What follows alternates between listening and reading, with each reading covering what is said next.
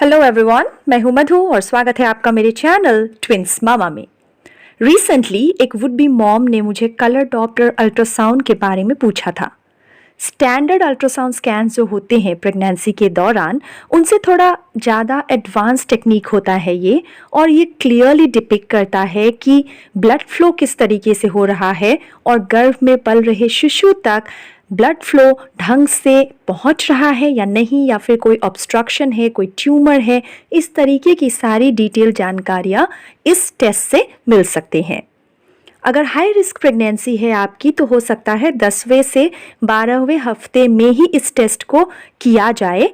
हालांकि ज़्यादातर केसेस में डॉपलर स्कैन तीसरी तिमाही के दौरान, यानी कि गर्भावस्था के बिल्कुल अंतिम चरण में किया जाता है, अराउंड 28 to 32 वीक्स के आसपास, ताकि बच्चे या माँ में होने वाली किसी भी जटिलता का पता लगाया जा सके।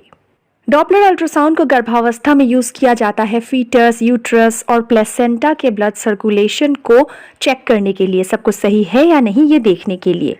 खून में जो रेड ब्लड सेल्स है वो किस तरीके से मूव कर रहे हैं, इसका पता लगाते हैं डॉपलर अल्ट्रासाउंड के साउंड वेव्स।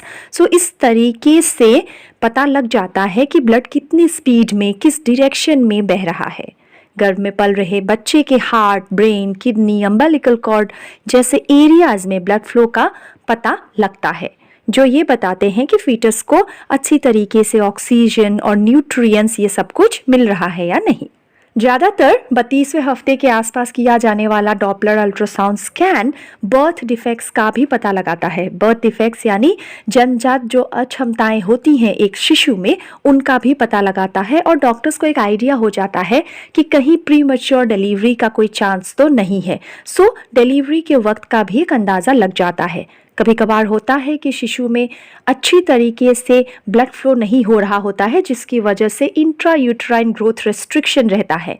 मेरा खुद का ये एक्सपीरियंस रहा है। मेरे ट्विन ए को IUGR था because of lack of blood supply. So ऐसे केसेस में जल्दी ही डिलीवरी की प्लानिंग की जाती है। अक्सर ट्विन्स या ट्रिपलेट्स के साथ इस तरीके का स्कैन होता ही है। इसके अलावा RH इनकम्पैटिबिलिटी या फिर जेस्टेशनल हाइपरटेंशन, डायबिटीज़, इस तरीके के प्रेगनेंसीज में भी, या फिर अगर माँ बहुत ज़्यादा ओबीज हो, इस तरीके का टेस्ट किया जाता है। इन सारे केसेस के अलावा भी कुछ रीजंस हो सकते हैं कि आपके डॉक्टर आपको ये टेस्ट करवाने के लिए कहे। उम्मीद करती हूँ आपके डाउट्स क्लियर हो गए होंगे। इसी तरीके से प्रेगनेंसी से जुड़े बहुत सारे इन्फॉर्मेशन मेरे चैनल में मौजूद है। काइंडली एक बार चेक करें। चैनल अच्छा लगे तो सब्सक्राइब ज़रूर करें और अपने फ्रेंड्स और फैमिली में शेयर भी ज़रूर करें। Thank you so much. See you again.